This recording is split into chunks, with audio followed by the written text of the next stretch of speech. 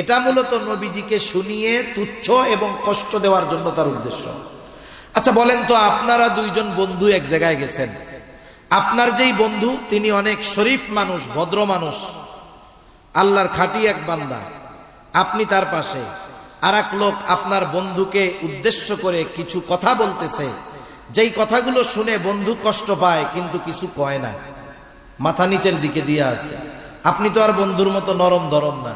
এখন বলেন তো, আপনার বন্ধুকে উদ্দেশ্য করে এই রকম তির্যক মার্কা কথা, খোসা মারা কথা, কষ্ট দেওয়ার কথা কেউ যদি বলে, আপনি চুপ করে শুনবেন না প্রতিবাদ করবেন?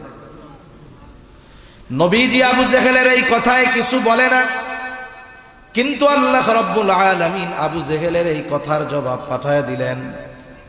আল্লাহ তাআলা ওহী নাজিল করে জানায় দেন, আল্লাহ তাআলা কেমন যেন বলেন, ও আবু জেহেল, তোমরা যা বলো, তোমরা যা করো, তাতে তোমরা তো ওই রকম শাস্তির উপযুক্ত।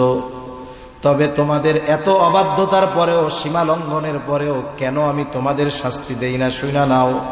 এই কথাটাই কেমন যেন নবীজির জবান দিয়ে আবু জেহেলকে আল্লাহ শোনায় দেন।